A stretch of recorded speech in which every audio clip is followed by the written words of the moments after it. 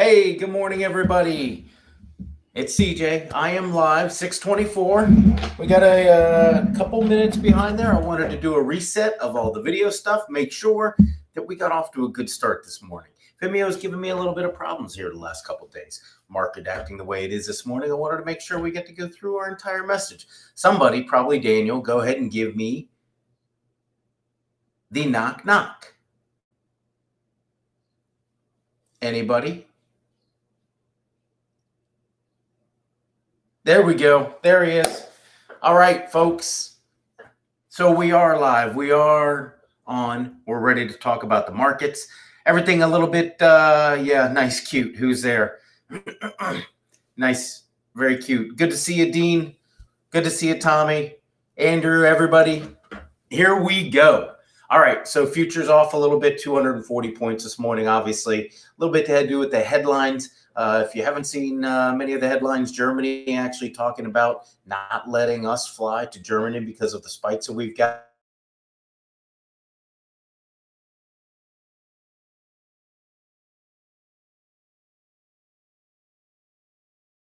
No, there we go. Tempting fate here with Vimeo. So we are going to we're going to talk about a few things today. And please, somebody tell me that you can still hear me. That's what I want to see. You can still hear me.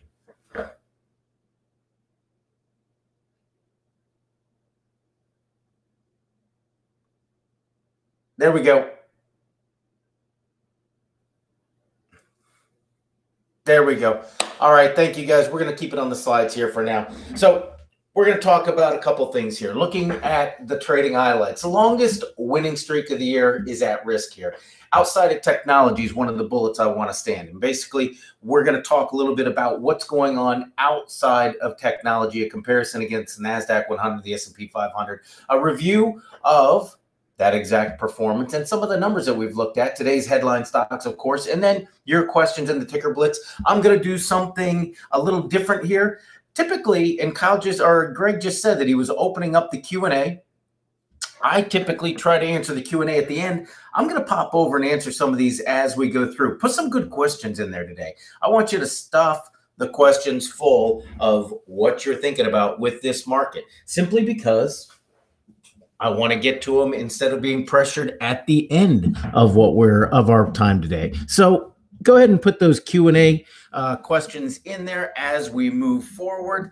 And gosh, I hope you can still hear me, because again, I'm getting a lot of you saying that you're still not getting it. Hold on, I'm trying to make a little bit of an adjustment here as well. Give me 2 seconds, folks. This is live TV for you, I guess. And let's see if that helps a little bit. Okay, so we're going to jump in. Good. We're going to jump into the slides. NASDAQ hit its longest string of wins for the year yesterday. So we're on a hell of a winning streak right now. Everybody's happy about it, flying high a little bit here. Problem is, you know what? It's based on 5 different companies, or at least 5 companies are doing about 25% of the work. You can guess which ones they are. You and I both know which ones. Apple, one, which if you haven't seen this morning, 7.7% decline in China sales from the Apple iPhone. So we're starting to see a little bit of weakness still that's resounding from the COVID-19 outbreak. When you look at that high, it's kind of almost a perfect setup right now. Futures are trading lower through the overnight session, increasing their volatility as the open approaches. Headlines are taking hold right now. We're actually seeing investors that are saying, hold on a minute. Now I'm starting to see Texas is saying they're going to run hospital beds. We've been here before. We didn't like it before, and everybody's concerned. You're starting to see actual cities start to say, hey, we may stop our reopening here, which is the one thing that this market's been looking for. This is the perfect buy the rumor, sell the news setup. But you're going to see another setup here in just a minute that's a perfect sell the rumor, maybe buy the news. Futures trading lower through the overnight session, obviously, on those headlines. One thing I wanted to make pointed and make everybody aware of, if you weren't with us on Monday, this is Monday's data. It's similar, 88% right now, but 89% of the NASDAQ 100 stocks are trading above their 50-day moving average. Folks, this number in 2007 was around 90%. It's an overbought market regardless of how you look at it. RSIs are off their highs, but when you have that many stocks trading over their 50-day, it's an overbought market. 77% of the S&P 500, 80% of the Dow in the same category. Also, last week on my Night Trader Roundtable, I pointed out to my Night Trader people that you've got more than 30% of the NASDAQ 100 that is trading on the other side of the coin. And what I mean by that, they're trading in a bear market, a technical bear market, which means they're trading below their 20-month moving average. So we've got this, somebody already put it out, bifurcated. And I'm not sure what the use of the word were, the context of the word was, but this is truly one of those bifurcated markets. Months ago, we started talking about the fact that you are going to see a situation where there are haves and have-nots. We are certainly at that point right now. And the problem is that the haves are running out of steam.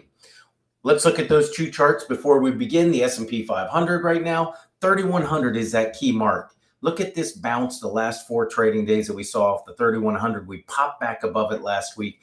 3,100 is going to give way this morning when we take a when we take this little dive off of the futures cliff, if you will, putting us back below that 20-day moving average. I want you to watch this line, as well as I want you to watch the volume today. Those two things, along with this, are going to tell you everything you need to know, rather, to finish out your week of trading. The VIX yesterday, and for those of you that are trading with me in the Night Trader system, we actually took action on this yesterday, but the VIX bouncing off that 30 level, the 20-day moving average you can see here, and this line is familiar for most of you, the volatility of the volatility. And you notice that we dipped down, and we saw some of those lows getting down to that February, almost March area. And now you've got that volatility of volatility starting to spring forward. What does it mean? Does it mean that the market is doomed? No. It means that we're due for a spate of volatility. And typically that's going to take us a little lower. We've seen the volatility jump here because the VIX jumped up. Now we're looking at another situation where this bounce off 30 is just a technical test, probably going to take us through the 35 to 40 level over the next week. You watch this closely along with your trading today on the volume, and you're going to know, again, everything you need to know, whether Thursday and Friday are going to be a slump or a bump. So let's talk about the 5 companies. 5 companies, Apple, Google, you know them, Microsoft. They represent now a quarter of the performance of the NASDAQ 100. The last time we saw this was back in 2000. 2000. Fewer companies leading the way to record high reflects the same concentration of risk that we saw back in 2000. And for some reason, this has been cut off. But we had a consolidation, and you call it concentration risk, call it consolidation risk, whatever you want to call it. We're right now at that same level. So this is one of the situations where you look at the market and say, yeah, it's overextended, but how far is it? How can we see that in real time? The average stock in the NASDAQ 100 right now, despite the fact that we're trading at those all-time highs, the average stock in the NASDAQ 100 is 20% below its all-time highs. That tells you that you got to start looking at equal weighted averages versus the weighted averages. And right here, instead of doing that, I kind of took a look at the QQQ. So we could see the disparity in the performance here and how they've kind of swapped their positions. As we saw in February, you had the S&P 500 that was actually leading a little bit. Now we saw that pullback. The QQQ, the NASDAQ 100, has taken off. And this right here, where we started to see a little parity between the indices, was a situation where we saw the financials take off. We saw the small caps take off. And back then, 3-4 weeks ago, I said, this kind of looks like it's the last push of cash into the market here before you have that pulling back. Somebody's already pointed out we need a 5 to 10% pullback. And immediately Ken comes in with, it's $1 trillion plus sitting on the sideline coming into the market, or is it market going way back down? You have to still consider the Fed on the sidelines. But the fact of the matter is, the last line of this, and I'm cutting ahead, the last line of this, the Fed's backdrop will step in.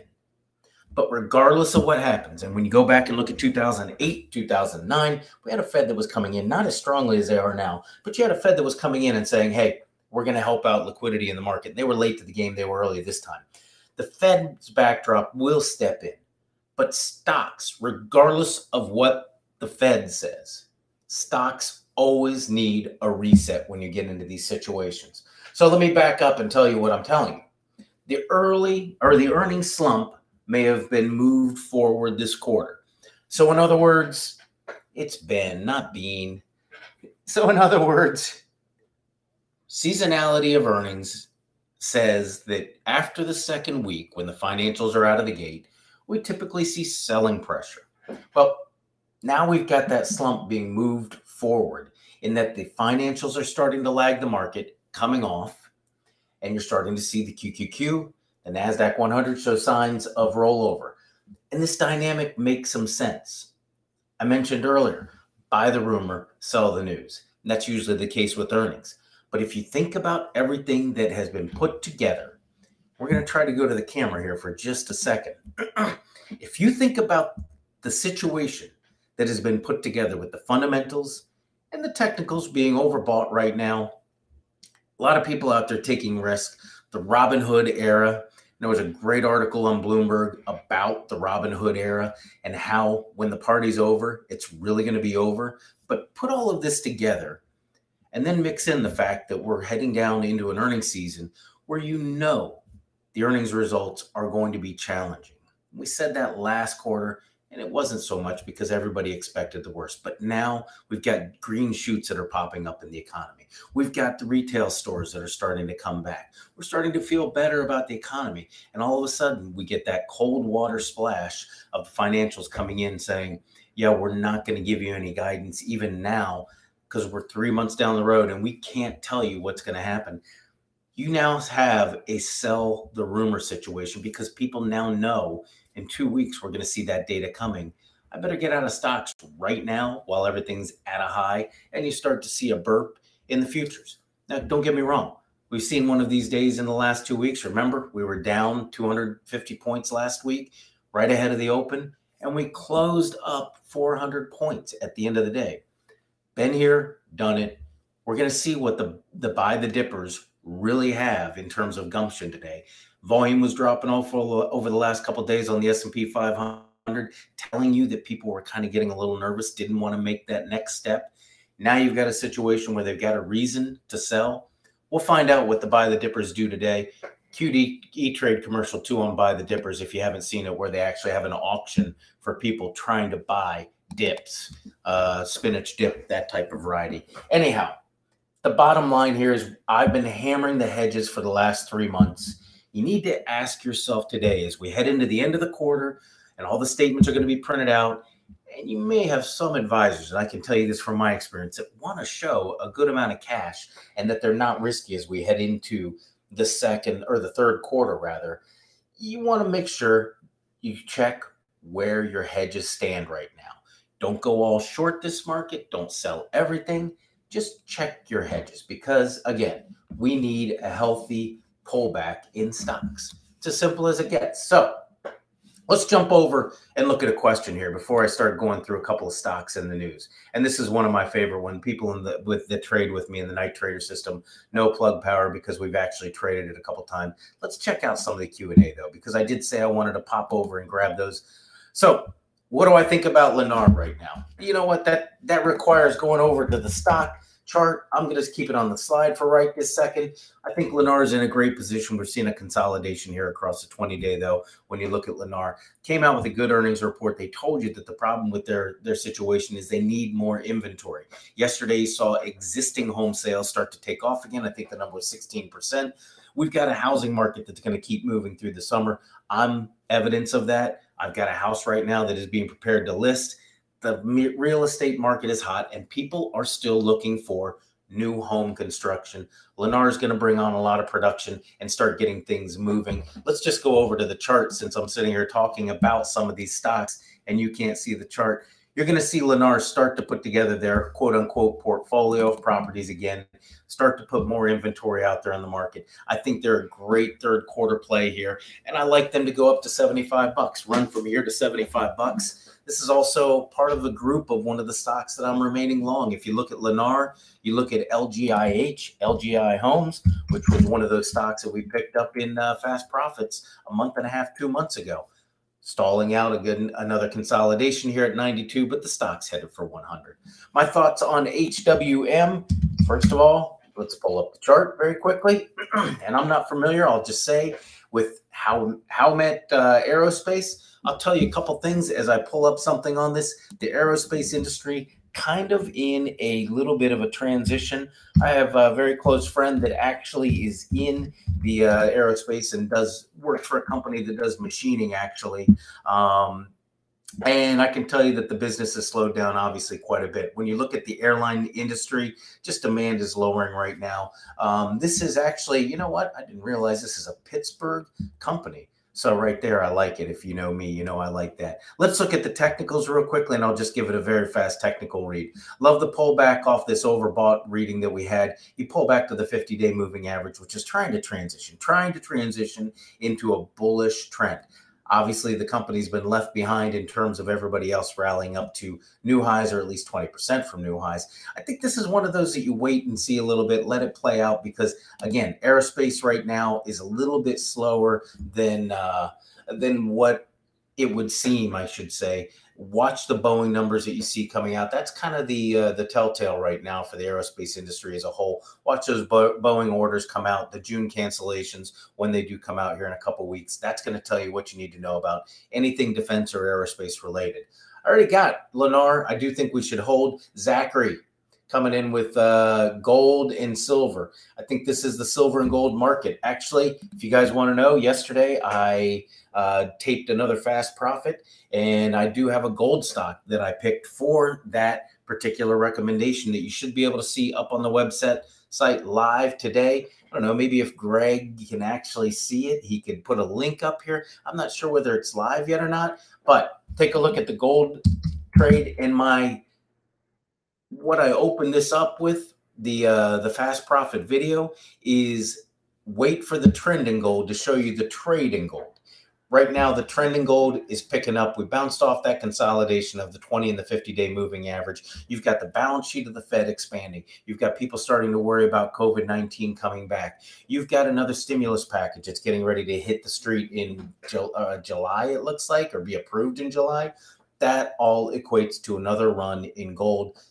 The yellow metal is going to start going up. Silver, watch yourself on it. Silver is a little more institutional type of demand. There's a lot more institutional. I think you'll still get a little run out of it, but I think silver will lag gold. There's a lot of good companies right now, whether it's Barrick Gold, GOLD, or a few of the others, and I won't let the cat out of the bag, but you can see that in Barrick's case, a nice trade is starting to develop with the break above the 50-day here.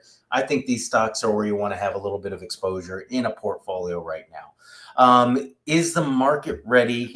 Really similar to the dot-com bust. You know what, Zachary? I think there are similarities. You have to say, in there, you can't say yes, because the similarities are also going along with an investor that has evolved over the last 20 years. And what I mean by that is we've turned more into traders, and certainly people were day trading, and day trading is through the roof again right now. So there are those similarities. I think that this is a more seasoned investor, and the fear of missing out is more powerful right now than just plain fear. So that's why I think it's interesting to see what's going to happen with the next 5 to 10% dip. We got 7% a few weeks ago, and people bought right into that. If we go past that and we start to see a dip below 10%, I think it's when you start to see a little more fear pop into the market. You look at a VIX that's going to go above 50 at that point. That's when you're going to see something that's going to be matriculate into a larger pullback. And as I mentioned, got more than 25% of the stocks in most of the major indices trading up below their 20-month moving average. This is a similar situation, but it's magnified to what we saw in December and January 2019, 2020. That's what I'm worried about. And as always, you know what? I'll point this out. I think Greg loves this thing. I love it too. The chart, history. History tells us there's a buy into the first major dip of any type of large-scale market correction. Happened in 2007, 2008, happened in the dot-com bubble. So you've got a bounce right now, and that shows you exactly how resilient investors are, how that evolution of traders have changed investors. Instead of an 18% jump in stocks, which is what you saw in 2008, you've got a 38, 40% jump in stocks. Different investor, different times, similarities still to a chart like this, so that you need to keep your eye on as the market does at some point start to roll over, and it will. So let's go back to the chart real quickly. And Kelly is asking about the Facebook merger with Microsoft. You know what? This is you are not going to see, and I think especially depends on what's going to happen politically over the next 6 months with the election. We're going to see, we've had a blind eye kind of turn to a lot of the large cap tech and starting to accumulate even more of large cap tech. I think this is a situation where you're going to see legislators kind of take up that even more strongly as we get closer to the election than afterwards. And that after the election is going to be the big dynamic there. You really have a situation where, again, those companies, when you look at Facebook, when you look at Google, when you look at Microsoft, Apple, they're representing now 25% of that index. You can't have those companies in effect colluding to some degree. I think you'll start to see a little more pressure being put on those companies to kind of separate. So yeah, I don't think you see much of a merger there. Is it time for a VIX call? Trish, you tell me. I believe the VIX bounce off of 30, and I don't want to give off too much information because we've been talking about the VIX with my night trader people, and that's kind of, I like to make sure I keep that separate for them. But you're bouncing off 30 level right now. I think volatility play starts to make sense here, or a hedge on volatility. I can't really give you the details of the actual trade that we have out there. But yeah, it's starting to make it a good time to play a volatility call. Think about it right now. You look at July, August, September, the 3 highest months for volatility of the year, period, when you look at seasonality. The VIX spikes during this period, and the VIX itself gets more volatile. So yeah, I think it's time for a call on the VIX or some sort of hedge play, and you can do it a number of different ways.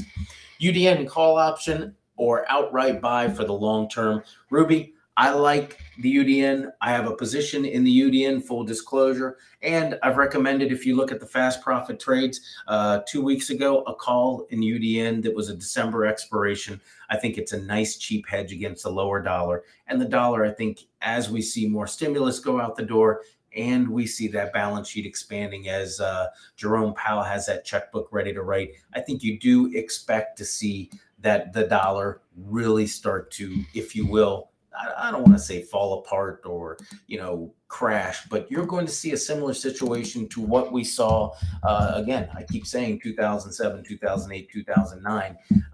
Absolutely. I think that right now, depending upon your risk level, a UDN call makes a lot of sense. And it's a lower price call. When you look at the actual prices of those, it's a low price call. What expiration for Lennar? You know what? Right now, you go along with the summer seasonality and the building month, and I think October, November is when we see the housing market cool down. One kind of asterisk there, and it might be a big asterisk as I say this, and we almost went PG-13 as I'm trying to say big asterisk. But if you look at this from the perspective of the season, but what happened to the market in March and April, you have to be aware that if we really do see a resurgence, you're going to have people that are, first of all, going to want to buy houses out a little more rural. We're seeing that trend to develop even more, but you're going to see it get harder to go out and look at houses again. You're going to be doing it online, etc. Stick with a 3 to 4 month type of outlook on that. Do we still hold 8x8? Absolutely. IMF expects global economy to contract by 4.9 in 2020. What do you think will happen for us with that? I think we look at everybody calls a V bottom, V bottom, V bottom. I think you're looking at an L bottom here. I think the market is in a V bottom because we've got those speculators that are involved in it. So I think that you see a return to that notion that the market could actually go back and retest those March lows at some point here and maybe do a W bottom for us, which is fine. A double bottom is the strongest technical pattern that you can find out there. So I'm okay with that. That's why I'm telling you to be prepared with your hedges, be prepared for a market that kind of throws us a curveball. If you see a contraction of 4.9% in 2020, and that's the IMF, I think the real boots on the ground when you include inflation, and that's the big worry here. My big concern is we start to see inflation coming back, and that, along with a slowdown in the growth, obviously creates stagflation, which we haven't seen in some time to a real degree. And don't kid yourself. Inflation is going through the roof right now. Just go shopping at the Kroger now and buy the same things that you bought a year ago or even 6 months ago, and you're paying 10% more right now. And you've got the packaging inflation. I'm one of those shoppers that complains about that. Shopify still a buy, $911. If you can stomach paying the $900 per share, it's a great stock. You can buy slices. I'm not sure if you can buy slices of Shopify. Shopify, the stay at home. Let me give you 3 others. Etsy. And we've been long this in the fast profit portfolio. Look at this move. We just closed out a winner in the night trader portfolio on Etsy as well. I mean, Etsy, and the other is eBay, Shopify, and of course Zoom. Greg, we still need to put together that index of the stay-at-home COVID index. But eBay right now bouncing again. You're finding people that are actually getting into this economy, and they're going to stay there. We're going to go out and get our hair cut. It's not so often that we're going to go out and do things like shopping in retail stores, et cetera, et cetera. All right, guys, I'm popping over to the chat here, and I'm going to finish. I'm going to go over to the just in the name of splitting things over. And I see you guys are talking about Revlon and things like this. Don't give away our night trader secrets, quite frankly. Let's make sure that we keep that to ourselves a little bit here. Stocks in the news. Plug Power completed the acquisition of United Hydrogen Group yesterday. In Geiner, this is a situation where I think it's interesting too, just to give you an idea. Plug Power has been a stock, actually, I've owned Plug Power since it's traded with a 1 in front of the decimal point. This is one of those stocks that you always watched like Ballard and said, you know what, the stock is going to grow at some point, going to continue.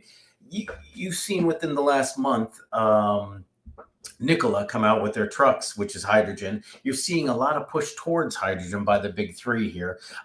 It's not, no problem, Ben. It's not just the electric vehicles. It's turning to hydrogen, and you're going to see companies like Plug Power.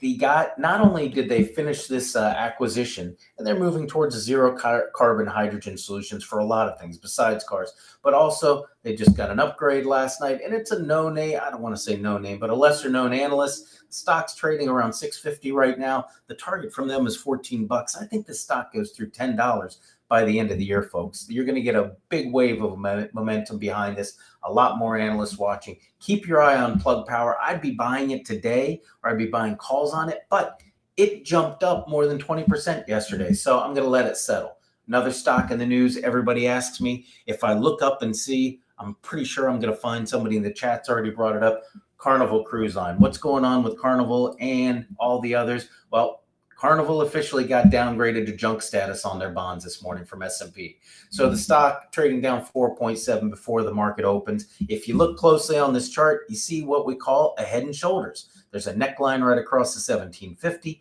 1750 is convenient.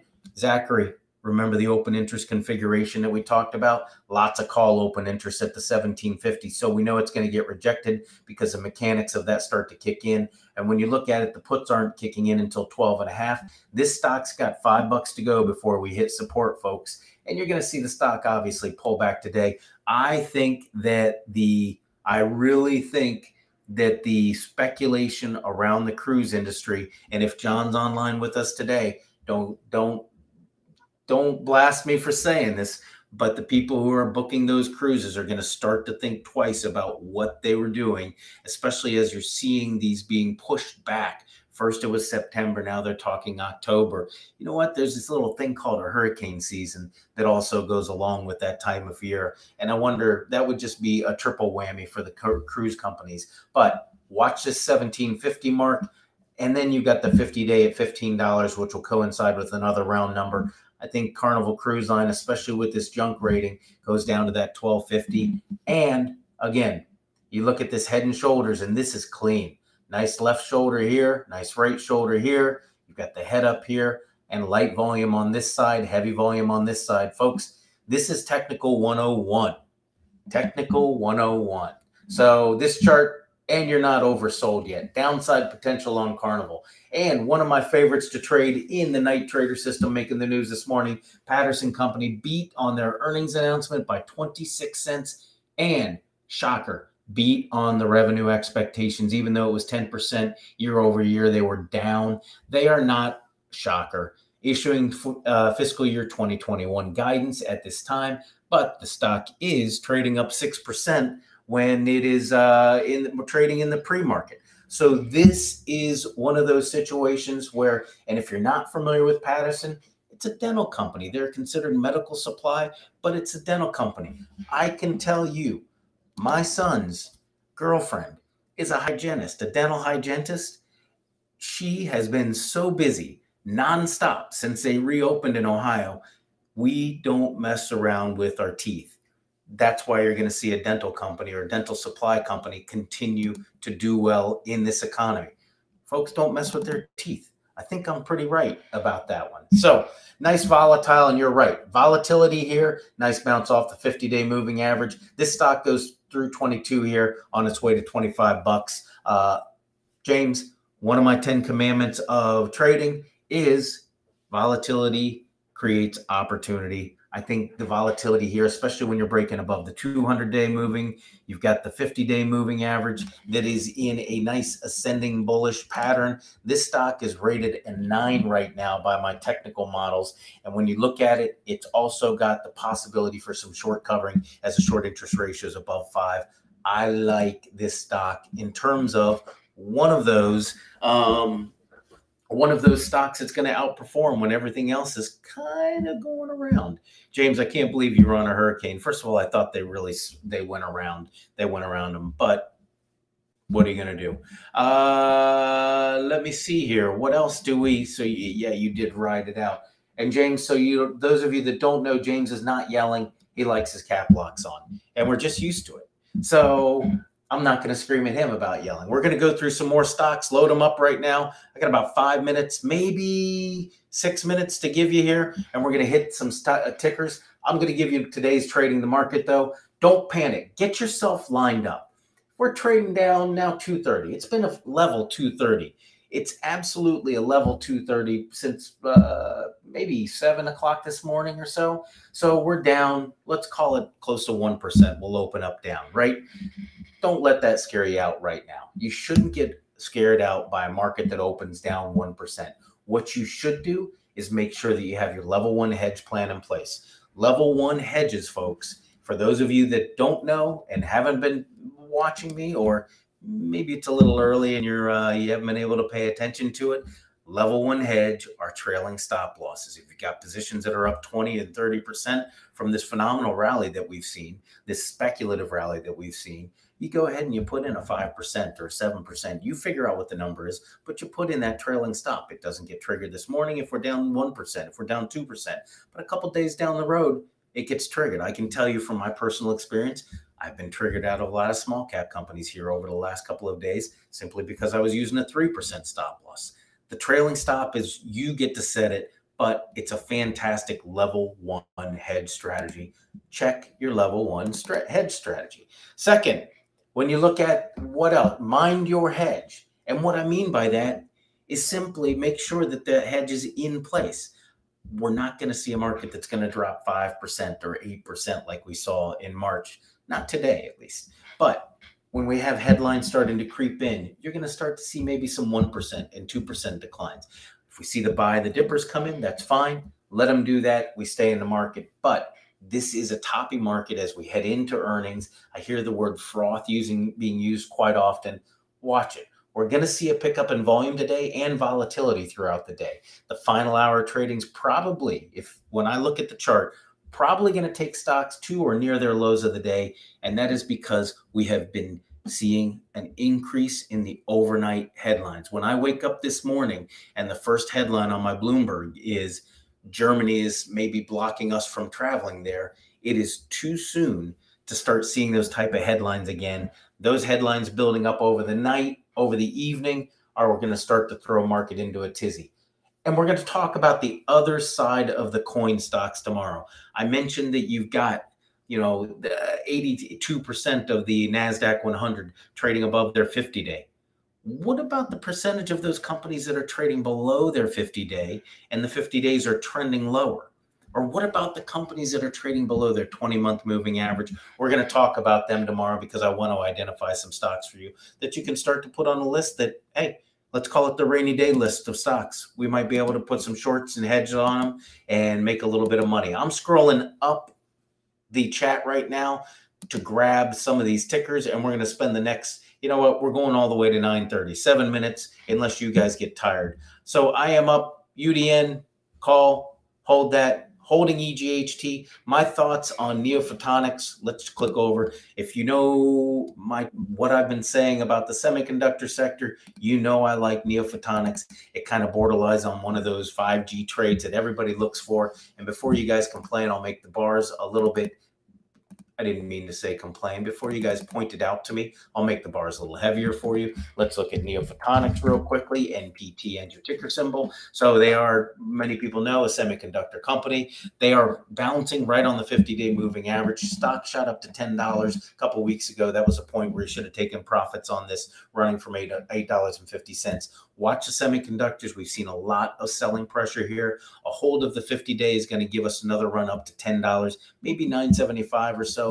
We are getting a little bit of a drop off in volume. I still like Neophotonics. I think it's a great play. If we get a pullback to the 200-day at $7.75, I'm going to be buying the stock myself, probably sharing that with my night trader people as well.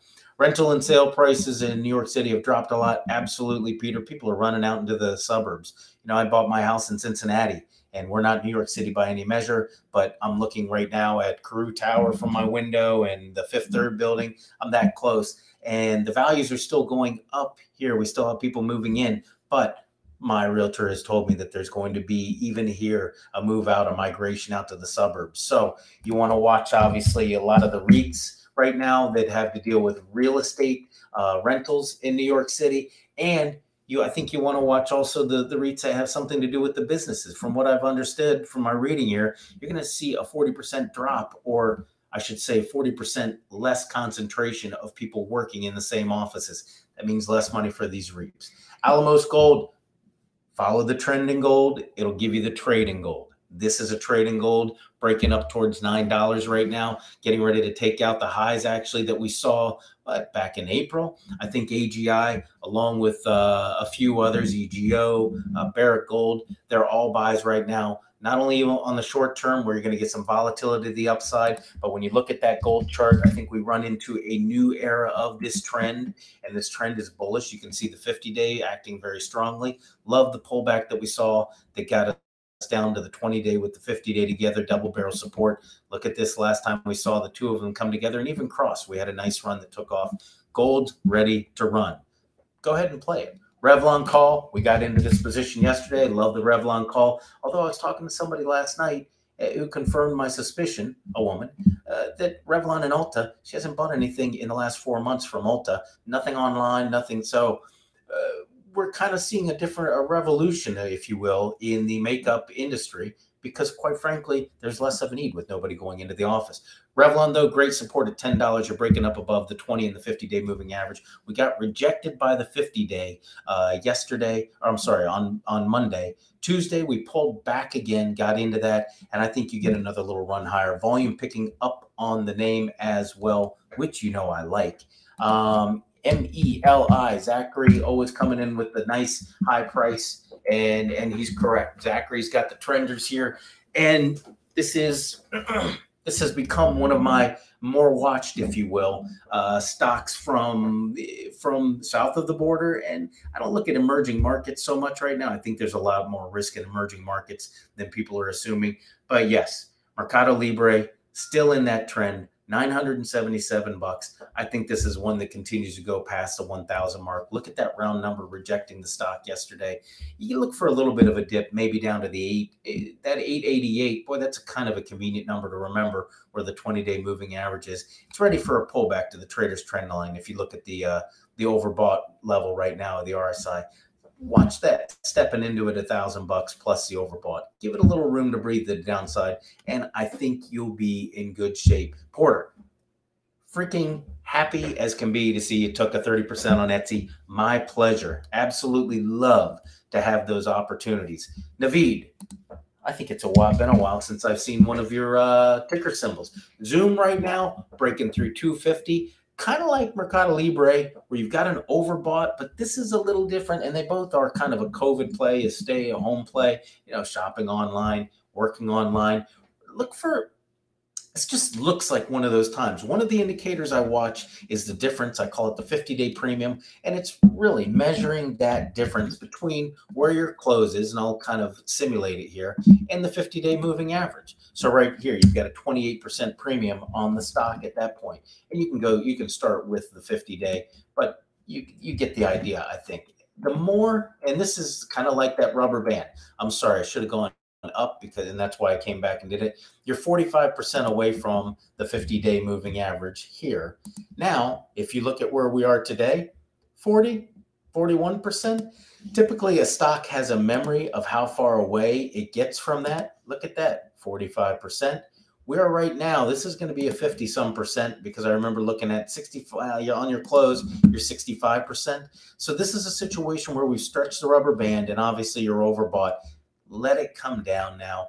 210 is a limit that I start to look at and say, I'd love to buy it. That's exactly what we did with fast profits here when we were trading up around 170, 168. I said, it's not worth it at this point. Put your limit order in at 120. It took 2 weeks, but we got in and it's been a great run. Be a little bit picky with your limit order right now on Zoom. My gosh, I'm struggling for something to say because JM is telling me it's such a bad hair day. Last time I had a bad hair day, I think you guys remember what happened. I had a haircut the next day.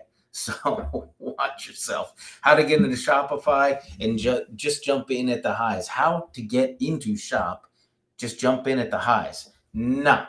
I think Shopify, even Zoom, put it in the same category, obviously, of the stay-at-home stocks right now.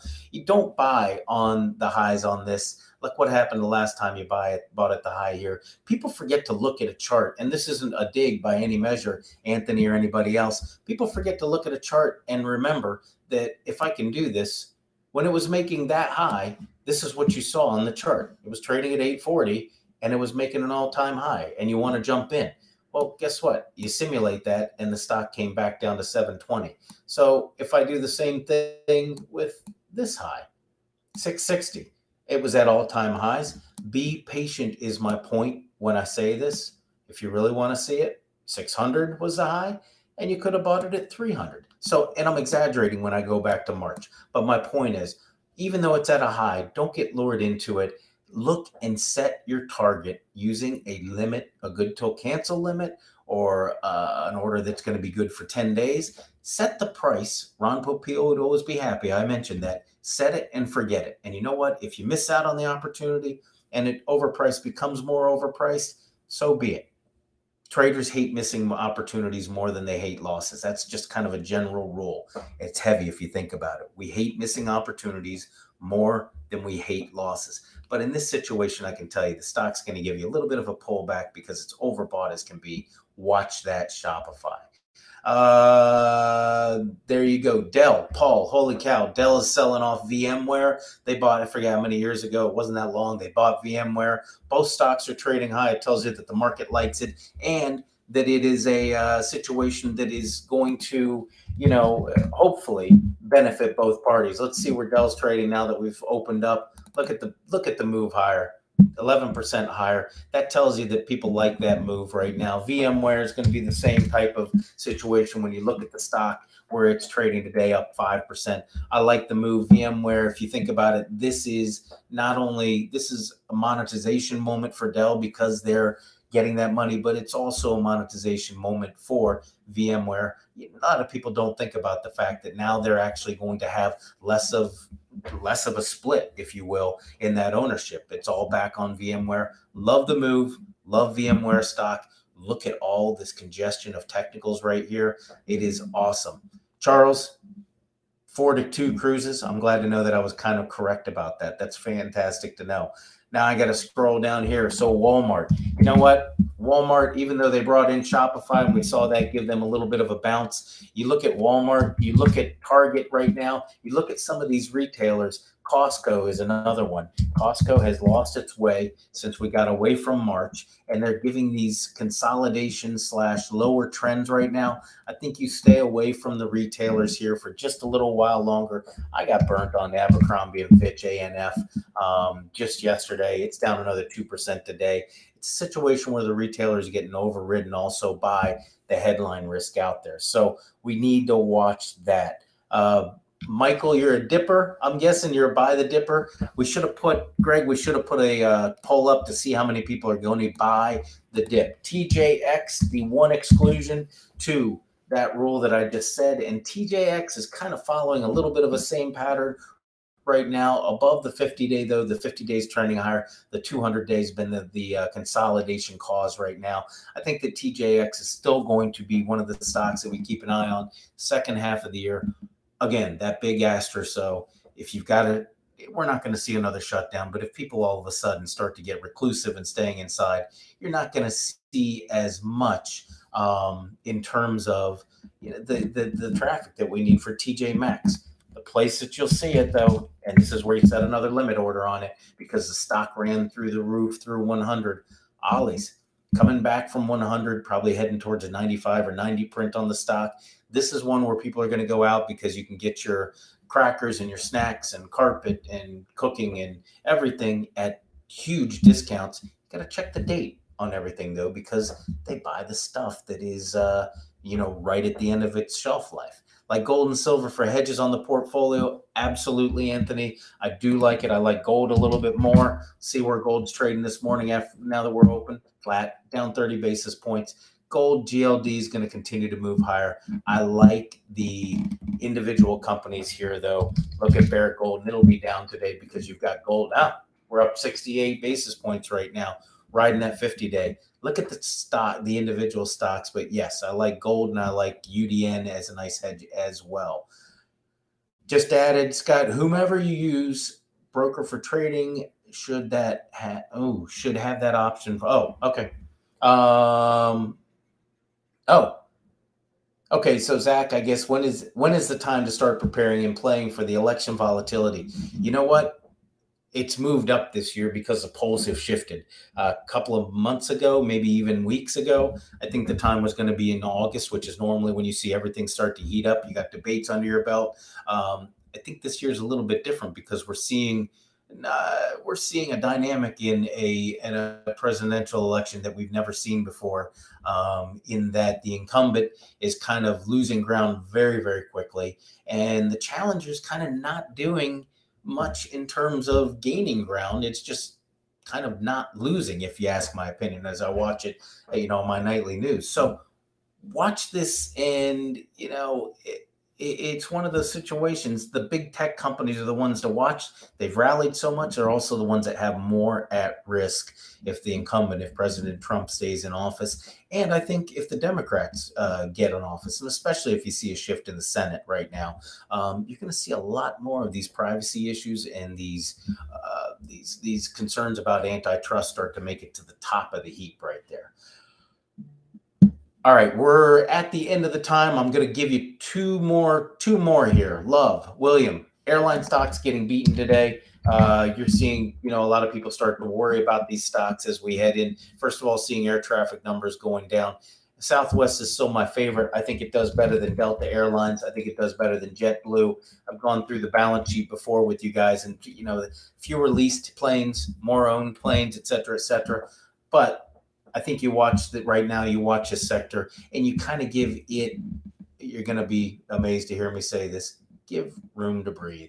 3% drop in the spot. What about Big Lots? Put that in the same category with Ollies here. This is one of those deep discounts. Look at Big Lot stock. It's made this pullback to $33, $34 here. It's been nice and orderly. 50-day at 30 bucks. I'd like to buy it at $30.